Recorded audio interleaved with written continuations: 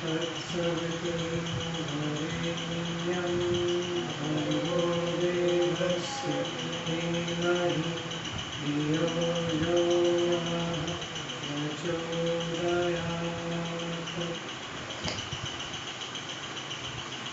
आप सभी को सर्वप्रथम नमस्ते।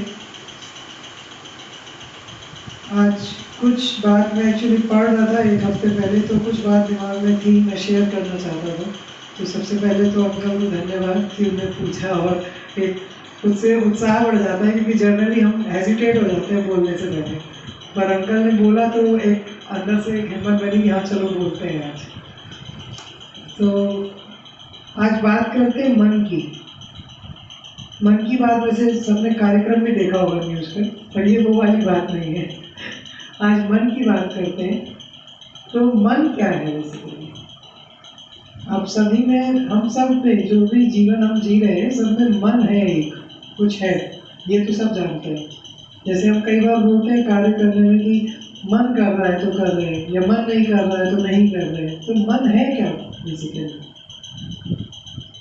तो मन जो है वो, मुझे ऐसा लगता है कि बहुत ही बड़ी शक्ति है जो परमपिता परमात्मा ने प्रत्येक मनुष्य को दी है। एक बहुत बड़ी शक्ति। अगर कोई कार्य करना है तो मन है तो कर पाएंगे, मन नहीं है तो नहीं कर पाएंगे। ये हम लोग हमेशा अनुभव करते हैं। तो बेसिकली ये मन जो है, मतलब इसको हम कैसे अपने नियंत्रण में रखें, या इसको कैसे हम अपना साथी बनाएं, ये बहुत ही महत्वपूर्ण है हमारे जीवन में। क्योंकि हम कितनी भी बड़ी बातें कर लें, कितना भी प्रवचन दे लें या कुछ भी कर लें, जब तक मन हमारे नियंत्रण में नहीं है, हमारी कार्यशैली हमारे नियंत्रण में नहीं रह सकती। जो मुझे लगता है कि मन साधे तो राम बने, और मन न साधे तो रावण। तो मन एक ऐसी शक्ति है, ऐसी ताकत है, जिसको अगर साध लिया जाए तो वही मनुष्य राम बन सकता है, और अगर ना साधा जाए तो वही मनुष्य रावण के कार्य भी कर सकता है। कार्य दोनों ने बहुत शक्तिशाली किए थे, पर मन शक्ति है, उस शक्ति को साधने की बात है। तो अगर हम बात करें कि मन को कैसे साधा जाए, तो अष्टांग योग में तो 8 पूरे स्टेप्स दिए हुए हैं, उसको पूरा पालन किया जाए फिर कहीं जाके मन सध सकता है। पर मुझे ऐसा लगता है कि हमारा जीवन इतना व्यस्त और ऐसा हो चुका है कि अष्टांग योग के हम उन 8 नियमों को पालन करना बड़ा ही मुश्किल है। मैं तो फील करता हूँ कि बहुत मुश्किल है। तो ऐसा क्या करें कि मन सध जाए, मन हमारा साथी बन जाए? तो मन को साथी बनाने के लिए 4 चीजें बताई गई है। पहला तो है ज्ञान। ज्ञान का होना बहुत जरूरी है।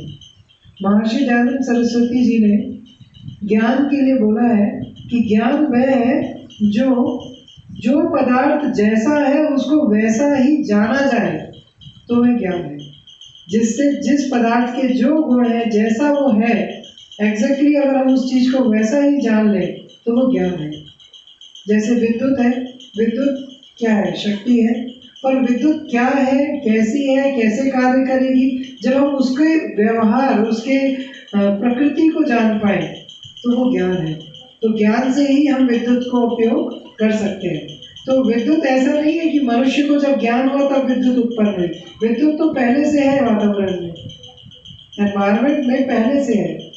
मेन चीज है कि जब हमने उसका ज्ञान प्राप्त किया, उसके बाद हम उस विद्युत का सही उपयोग कर पाए।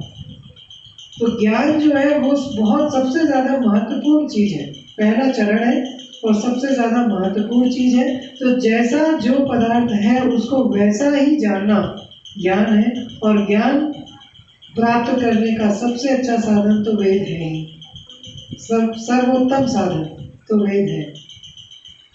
इसके बाद आता है प्राण। प्राण जो है वो बहुत ही शक्तिशाली है, और प्राण जो है वो, जैसे हम अगर बात करें कि हम बिना भोजन किए कितने दिन रह सकते हैं, या बिना पानी पिए कितना समय जी सकते हैं, तो देखा जाए तो भाई बिना सांस लिए सबसे कम समय हम जी सकते हैं। भाई बिना प्राण के मनुष्य कितने मिनट कितने सेकंड जी सकता है। तो प्राण जो है वो बहुत ही आवश्यक चीज है, जो हर प्राणी हर जीव ग्रहण करना चाहता है, धारण करना चाहता है और छोड़ना चाहता है। मतलब प्राण का आना और जाना हर व्यक्ति चाहता है चलता रहे एज इट इज, कोई नहीं चाहता कि ये रुक जाए। तो जो चीज हम सबसे ज्यादा चाहते हैं अगर हम उसको अपने नियंत्रण में लेकर के आए, मतलब हम प्राणायाम करें, उसको अपने नियंत्रण में ला सकें, तो जो मन है वो भी वैसी ही शक्ति है, उस मन पे भी हम नियंत्रण कर पाते हैं। तो दूसरा तो फैक्टर है प्राण। तीसरा फैक्टर है हमारे पास ध्यान। ध्यान तभी लग सकता है जब मन साथ हो। अगर मन को समझना है तो ऐसे समझिए कि जैसे आप सभी कहीं ना कहीं यात्रा करते हैं, वैसे तो अनंत के यात्री तो हम सब हैं, पर इस भौतिक शरीर के साथ भी हम कहीं कहीं यात्रा करते हैं। जब हम यात्राएं करते हैं तो हम उस वक्त आप सभी उस वक्त अपने साथ जल जरूर रखते होंगे, पानी सब रखते होंगे। अच्छा, पानी किस में रखते हैं? जब यात्रा करते हैं तो पानी किसी न किसी बर्तन में, बोतल में, किसी न किसी चीज में साथ में लेके जाते ही हैं। और जब प्यास लगती है तब उस पानी का उपयोग, हम उस जल का उपयोग करते हैं। ठीक है, तो मन जो है ना वो उसी बर्तन या उसी बोतल की तरह है जिसमें हमने जल रखा हुआ है।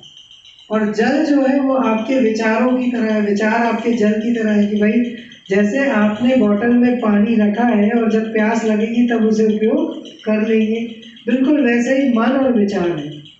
तो मन उस बर्तन की तरह है जिसमें हम अपने विचार रखते हैं, और विचार उस जल की तरह है कि जब हमें जरूरत पड़ेगी तो हम उसका उपयोग करेंगे। तो ये बहुत महत्वपूर्ण है कि हम अपने बर्तन में जल रख रहे हैं, अमृत रख रहे हैं या विष रख रहे हैं, ये बहुत महत्वपूर्ण है। जैसे हमें कोई व्यक्ति मिला हमारे डेली रूटीन में और उस व्यक्ति के बारे में हमारा एक विचार बन गया, हो सकता है वो विचार अच्छा हो सकता है कि वो विचार बुरा हो। तो जब उस व्यक्ति के लिए हमारा विचार बना तो उस विचार को हमने कहाँ रखा? मन में। और वो विचार क्या उस व्यक्ति को असर डालेगा? उस व्यक्ति पे कोई प्रभाव नहीं पड़ने वाला है। वो जल आपका है, वो बर्तन आपका है, आपको प्यास लगेगी आप ही पिएंगे। तो वो विचार जो मन में रखा है वो कौन पिएगा? वो कौन उपयोग करेगा? हम ही उपयोग करेंगे। जब उसे हम ही उपयोग करेंगे तो हम उसमें विष क्यों रखें, उसमें अमृत क्यों ना रखें? तो व्यक्ति कैसा है, अच्छा है बुरा है, उसका आचरण कैसा है, इसकी समझ होना चाहिए, पर इसका विचार मन में नहीं होना चाहिए। समझ होनी चाहिए कि व्यक्ति का स्वभाव कैसा है, वो राम है कि रावण है, यह समझ होनी चाहिए। पर अगर रावण भी है तो उसके लिए विचार मन में अच्छा ही होना चाहिए, विचार बुरा नहीं होना चाहिए। अगर विचार बुरा है मतलब आप अपने बर्तन में जल नहीं रख रहे हैं, अमृत नहीं रख रहे हैं, आप विष रख के चल रहे हैं, और कभी ना कभी जब प्यास लगेगी तो उसी विष को आप ही उपयोग करेंगे, वो आपको ही नुकसान देगा, दूसरे व्यक्ति को नुकसान नहीं देगा। तो मन जो है वो ऐसी शक्ति है जिसमें आप संचय करके चल रहे हैं अपने विचारों को। अगर विचार अच्छे हैं, अमृतमय हैं, तो वो विचार आपको जरूर प्रभावित करेंगे। तो पहला फैक्टर था कि भाई मन को नियंत्रित करना है, मन को साधना है, तो पहले तो ज्ञान होना चाहिए। दूसरा होना चाहिए कि प्राण होना चाहिए, मतलब प्राणायाम करके हमें नियंत्रित करना है। तीसरा ध्यान लगा के, जब आप प्राणायाम करेंगे और मन आपके नियंत्रण में रहने लगेगा तब आप ध्यान कर पाएंगे। ध्यान क्या करना है?